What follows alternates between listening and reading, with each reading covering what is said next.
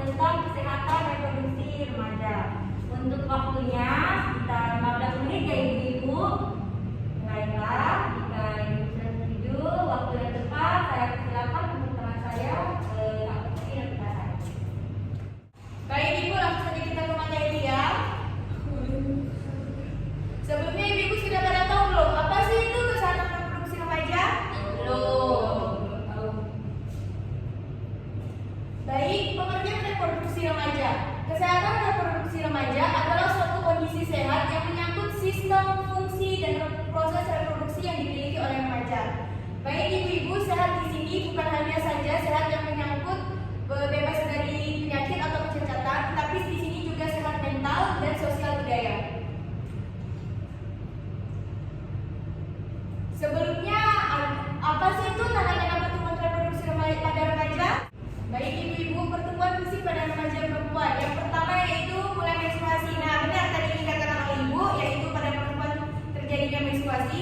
Nah, menstruasi ini biasanya terjadi pada perempuan yang beranjak dewasa sekitaran umur 10 hingga 14 tahun.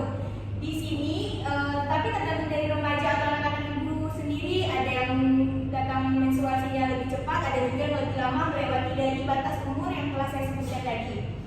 Lalu yang kedua yaitu payudara dan panggul membesar. Biasanya ini anak-anak remaja perempuan sudah mulai yang adanya panggul yang membesar, yang payudara yang membesar dan yang kecil hingga membesar. Baik ibu, yang kedua yaitu payudara dan panggul membesar. Nah di sini itu biasanya lebih terlihat oleh anak remaja perempuan yang biasanya payudaranya sudah membesar, panggulnya juga sudah membentuk. Ini dikarenakan adanya penumpukan pada jaringan lemak tubuh. Lalu yang ketiga yaitu mulai tumbuh bulu di ketiak dan sekitar vagina. Ini biasanya sudah normal ya ibu, biasanya kita juga terjadi yaitu tumbuh bukan bulu ya ibu, tetapi rambut-rambut halus di area ketiak dan di daerah sekitar vagina. Lalu yang terakhir yaitu induk telur mulai membesar dan berfungsi sebagai organ reproduksi. Nah di sini hormon estrogen dan progesteron mulai diproduksi.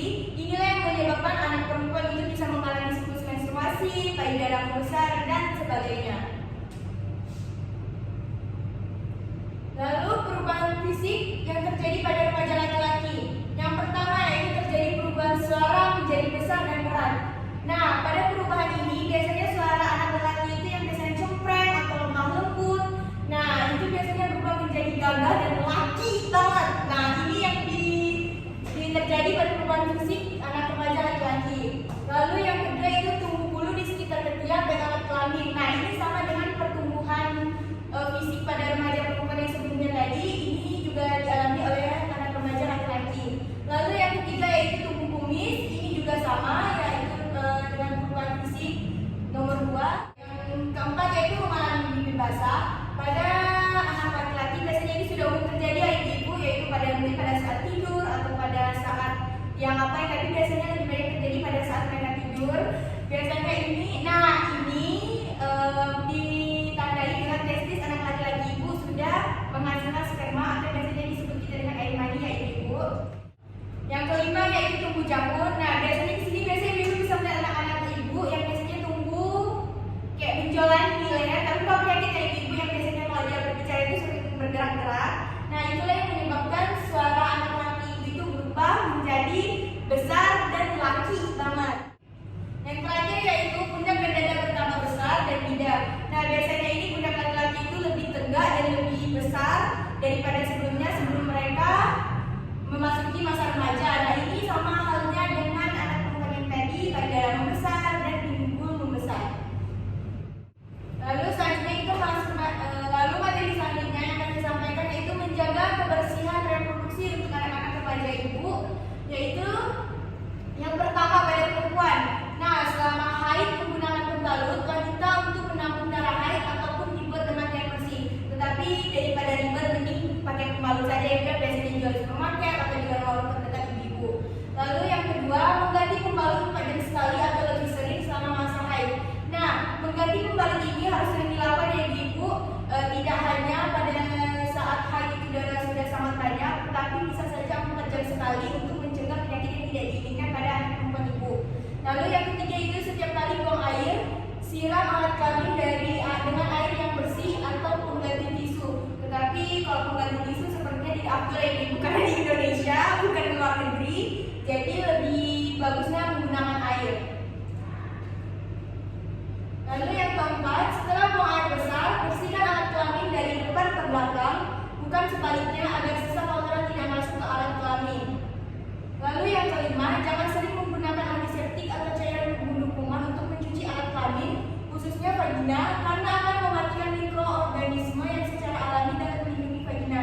Nah ibu biasanya sekarang kan banyak banget kayak produk seperti pembersih vagina itu untuk mengharumkan atau membersihkan, serta biasanya itu produknya untuk menghilangkan keputihan pada kita orang tua saja biasanya menggunakan. Lebih baik jangan ya ibu, karena itu bisa mematikan organisme secara alami untuk melindungi vagina kita serta anak perempuan ibu-ibu.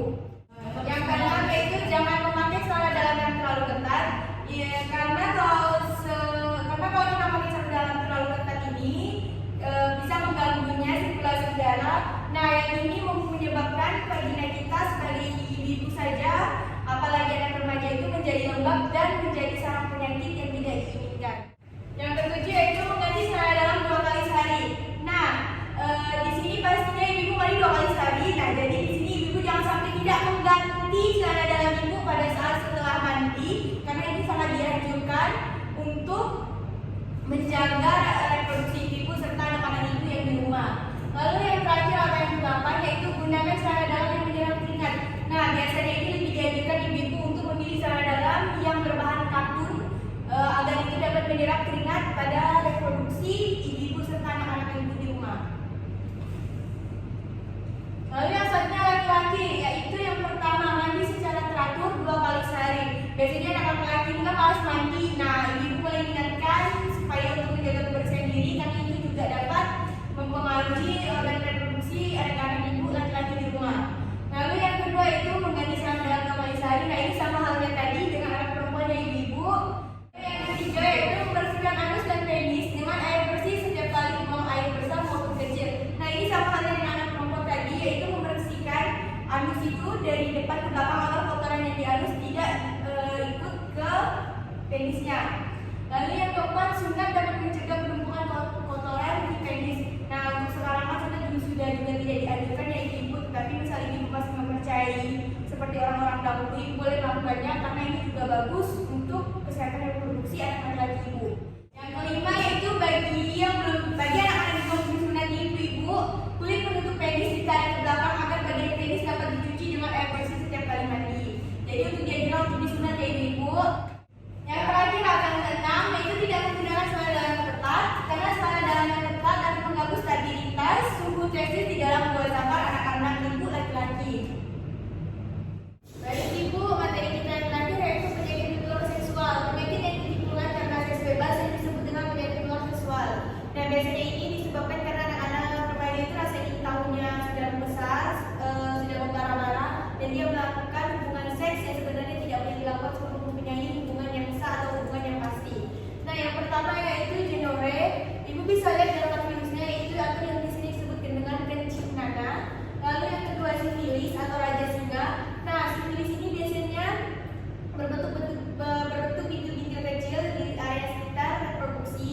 Lalu yang ketiga itu HIV atau AIDS. Nah biasanya ini sudah tidak asing lagi di kalangan kita yang ibu, dan ini sering terjadi dengan masyarakat atau lingkungan sekitar kita. Lalu yang keempat itu candidiasis vagina. Nah ini biasanya terjadi oleh reproduksi perempuan, yaitu ini tumbuhnya jamur di area sekitar vagina. Lalu yang kelima yaitu herpes. Herpes ini hampir sama dengan sifilis, yaitu berbentuk kecil-kecil pada area sekitar reproduksi. Baik ibu, sekian sudah pemaparan materi saya hari ini. Saya kembalikan kepada rekan saya yaitu Sika sebagai moderator saya. Terima kasih ibu. Baiklah, di sini saya lihat ibu tidak sabar sekali ya untuk memberikan pertanyaan. Di sini saya silakan untuk ibu-ibu yang ingin bertanya tentang materi kita yang sudah disampaikan oleh kakak Oki tadi. Ya. Oke, ibu, saya siap ya. Perkenalkan, nama saya Aulia. Di sini saya ingin bertanya, mengapa kita harus menjaga kebersihan organ dan reproduksi kita? Terima kasih. Baiklah ibu, saya tampung dulu ya bu ya untuk pertanyaannya, nanti akan dijawab oleh rekan saya. Selanjutnya apakah ibu Silakan Ibu perkenalkan namanya. Perkenalkan saya Ridatul Afisi. Pertanyaannya, apakah penyakit menular ini rentan terkena kepada remaja? Oke, baik, bagus sekali Bu pertanyaannya. Sekarang saya persilakan untuk rekan saya Oci Novitasari untuk menjawab pertanyaan dari Ibu Hana dan Ibu Ayu. Terima kasih sebelumnya kepada Ibu yang sudah bertanya. Untuk Ibu Hana, mengapa kita harus menjaga kebersihan organ reproduksi? Yang pertama itu agar tidak agar kuman-kuman yang ada pada reproduksi kita itu atau anak-anak kita itu tidak menumpuk sehingga tidak terjadi penyakit menular seperti yang tadi saya sudah jelaskan, dan itu untuk mencegah juga penyakit menular seksual.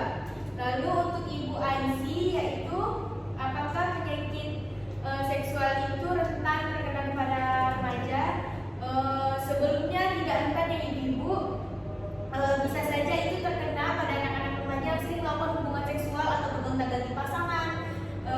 Karena itu bisa rentan. Tetapi bagi anak remaja yang tidak pernah melakukan atau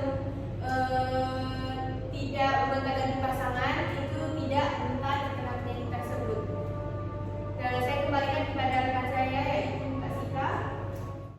Baiklah, terima kasih untuk Kak Oci yang sudah menjawab pertanyaan dari ibu-ibu sekalian, dan saya terima kasih juga untuk ibu-ibu yang sudah bertanya. Kita masuk ke evaluasi ya. Di sini Kak Oci akan sedikit melakukan tanya jawab dengan ibu-ibu. Perkenalkan saya Ibu. Baik, ibu sekalian, sepertinya ibu di sini sudah mengerti dengan apa yang materi yang sudah saya sampaikan dan sudah saya paparkan. Untuk mempersingkat waktu, di sini saya akan mengevaluasi ibu mengenai materi yang sudah saya berikan tadi. Saya titip ibu untuk menjawab pertanyaan dari saya, dan itu saya tunjukkan ibu. Jadi pertanyaan di sini, sebutkan apa saja penyakit menular seksual yang telah saya sebutkan tadi. Baik, untuk ibu yang sebelah kiri saya untuk menjawab, perkenalkan nama terlebih dahulu ibu. Perkenalkan, saya Aura Putri. Di sini saya akan menjawab penyakit yang menular yang pertama, yaitu ada gonore, terus ada sifilis, kemudian ada herpes, apa lagi ya? Itu saja. Baik, sudah sangat bagus ya Ibu. Terima kasih untuk Ibu Ula sudah menjawab pertanyaan saya. Walaupun tadi kurang dua, yaitu Candidiasis vagina dan HIV atau AIDS. Nah, sudah cukup evaluasi pada saya hari ini. Evaluasi saya pada hari ini saya tutup dan saya kembalikan kepada Demikian acara penilaian kita pada hari ini. Saya